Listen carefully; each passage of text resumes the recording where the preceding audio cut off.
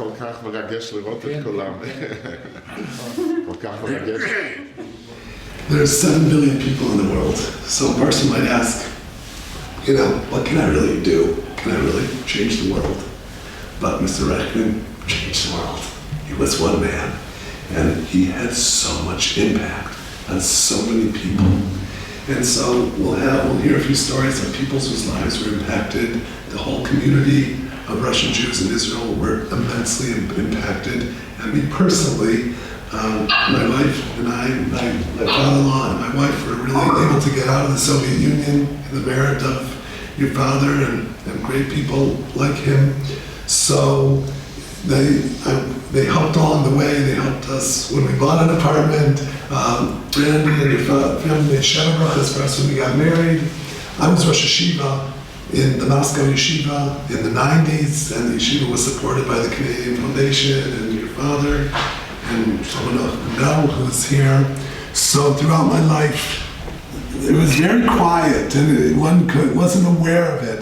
But the impact of Mr. Reichman and his generosity, his vision, his passion to help in his most humble way, but immensely impactful, changed my life and the life of so many others. When Klal Yisrael left Mitzrayim, there was a lot of wonderful mitzvahs to take. And taking gold and silver was a big mitzvah. And therefore everybody rushed and took it. It's a double win. You get the gold and silver and you get a big mitzvah. And there was one person, Moshe Rabbeinu went to take the bones of Yosef. Yaakov Avinu wanted to be buried in Eretz Yisrael. The Maras HaMachpelah, they took him, they made the Levaya there and so on. Yosef had already been in Mitzrayim for the longest of times buried. And he had a request, he wanted to be buried in Eretz Yisrael. But what's the point of it? If Chazal tell us that Tchias HaMesim, the Atzamos Yeveshos, the dried bones that Yecheskel caused to live, were Yosef's grandchildren. They were the Bnei Ephraim that had left early, were killed, and those bones were the bones that came alive. Russian Jewry, it's almost hard to speak of it because people don't even remember. In 1987, when I was there, in the 80s, dried bones were what it was. Yes, there was this here, that was, and that was, and that was. And there was so little that is at the time. Reb Barry was somebody who felt that this is his calling. And when other people just saw old dried bones, he saw an awakening giant. And this became his mitzvah. It meant schlepping people out and all sorts of connections. It meant setting them up in Eretz Yisrael. It wasn't easy. Leaving Mitzrayim is one thing. Setting in Eretz Yisrael is a long midbar between adjusting, getting used to it, having the appropriate type of interaction. And every step of the way, in every organization that was involved, there was one quiet name behind it, and that was him. I remember myself as a 16-year-old girl in our small apartment in Moscow, where, we did not know who are the people coming, how important they are, what they can change and cannot change. And I remember Reichman family is coming and visiting us in our apartment in Moscow. And I was like Jewish little girl, 16 years old, and Brandy, who came together with her parents, said, you know what, I'm inviting you to my wedding. And I was like laughing, don't you know what Russia is? Do you think I can get out? Nobody can get out. It's impossible. But, you say, okay, thank you very much. Maybe like 2 weeks afterwards, we got tickets in the mail, tickets to a plane. And I felt, they spend money on the ticket. They don't understand. We can't leave Russia without permission. Like it's we need to get government permission. So we should return the ticket. I was all nervous about that ticket. Funny enough, they opened embassies specially for us to give us permission. It was their holiday. It was closed. They called us in and they said, we're giving you permission to leave Russia for you and for your mother. So we were shocked, but that wasn't the end. We got on a plane, we got to Canada, and we never were out of Russia. We had small bag. I never participated in fancy, beautiful wedding. They were meeting us to take us to their house, and Ancona family gave us a room, and we were there. And then, I didn't have a dress to go to this wedding, so Brandy sent me her dress and her necklace because she was worried that I wouldn't have a proper necklace for the wedding. And Rabbi Zucker was visiting us in Russia, when I was 16-year little girl in Moscow apartment, and he saw me on the wedding, and he was shocked by my gown. I saw it on his eyes. And we actually didn't know who is Mr. Reichman. We saw him once in our house, but then I forgot how he looks. And we saw, you have two sides, two men standing next to the collar, and I'm like, which one is Reichman? And the one person looked so quiet and so to the side. I said to my mother, no, that's not Reichman. Too quiet to be one. זכיתי להיות בפתיחת הישיבה במוסקבה, מיסטר אלברט רייכמן, זכרון צדיק קדוש לברכה, הוא היה בפתיחה, זה היה בי"ז בתמוז. צום טוב י"ז בתמוז. לא, זה עלי יעקב, זה היה בבית כנסת. אז רואים הפעילות, רואים רק שהוא משהו משתדל לעשות, רואים גם תוצאות שיוצאים דברים ענקיים. כמה מהתלמידים שהיו בישיבה, אני פגשתי אחר כך, היו נוסעים בחורים מקנדה, מארצות הברית, היו נוסעים לקמפ. פגשתי אחד פה בירושלים, הוא אומר, אני לא מבין. הוא למד רק 3 שנים. אני למדתי מגיל מגן. אנחנו נמצאים ביחד בישיבה, הוא עושה באותו רמה, זה לא יכול להיות. זה באמת, זה פשוט דברים לא דרך הטבע. זה הישיבה שהייתה. אני חושב שמשהו יסד זה לנצח. זה דבר לנצח. זה עולם עומד על עמוד אחד, ומי שקדוש ברוך הוא משרה עליו את ההשגחה שלו, שהוא זה, שהוא יקיים את העולם הלאה. מה היה? צלצלו מאמריקה, של מוסקבה, יבוא בן אחד, אדם אחד. ובבקשה, לעזור לו בכל העניונים מה שהוא מבקש. לעשות הכל, מה? הוא לא ביקש שום דבר. רק דבר אחד שהוא ביקש. היו לי פגישות עם אנשי רוסיה ככה, שם למעלה. איפה?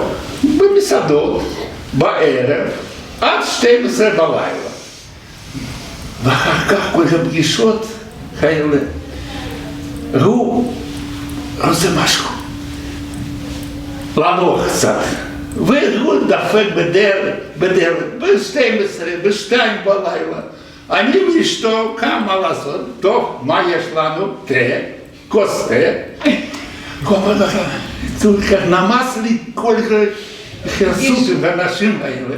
אני רוצה קצת לנוח עם אנשים, יהודים, אמיתיים. מה היה לנו? תפוח, עץ, תפוז, וכוס תה, אולי קצת עוגות. וכל הלילה בוקר הוא סיפר לנו על כל הדברים שהוא עושה באפריקה, בכל רחבי הארץ, כדי להציל אנשים. בבניין הזה היה הרבה אברכים היו, גם אני בכללם, שכל פרנוס לא נפל עלינו, אבל זה אפשר לנו ללמוד. כל שעה שלמדנו זה בזכותו, שיעמוד לנשמתו.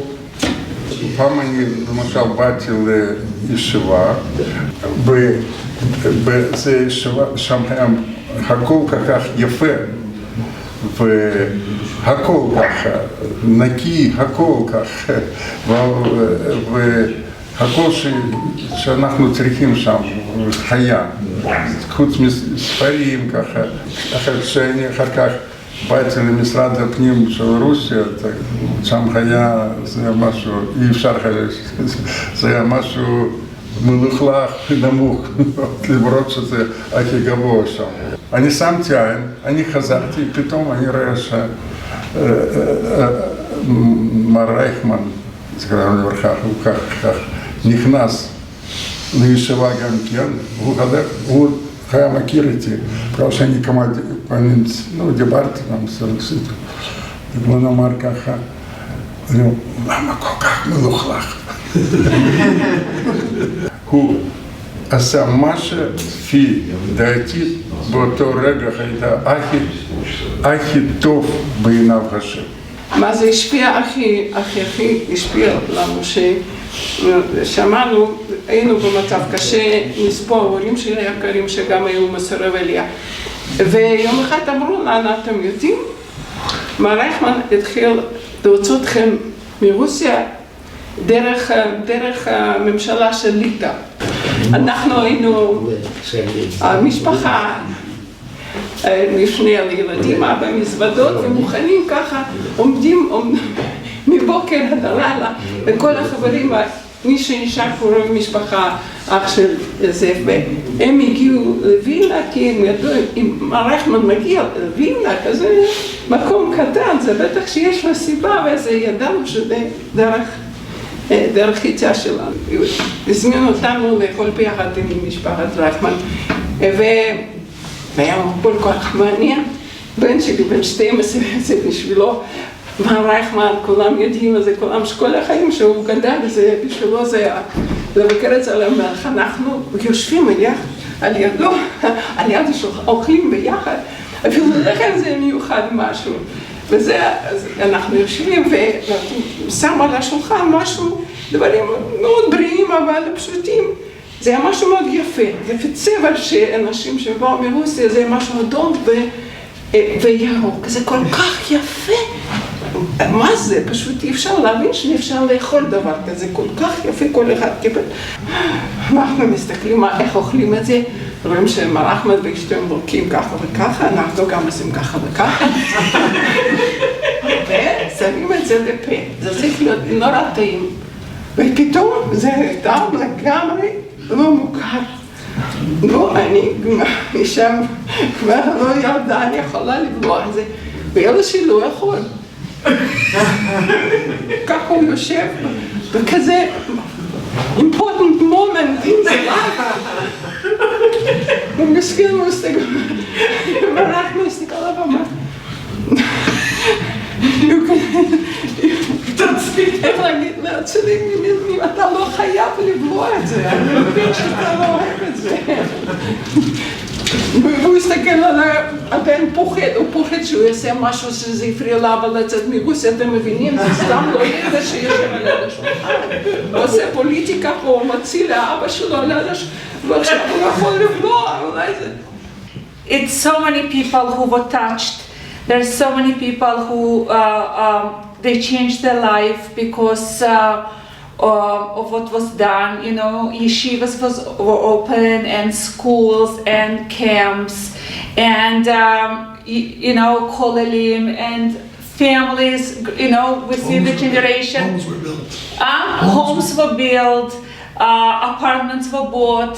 So many people were touched and their life totally changed. And we see how much one person can do and how much one person can care and care about every little person. Like who I was, 16 years old girl, you know, who can care, you know, who cares, okay? I'm sorry, but they cared so much, okay, about every one of us. They really care, and I think that's what makes the difference. That they really care. I think the whole family, and we should just continue. And thank you so much. Yeh zichro baruch.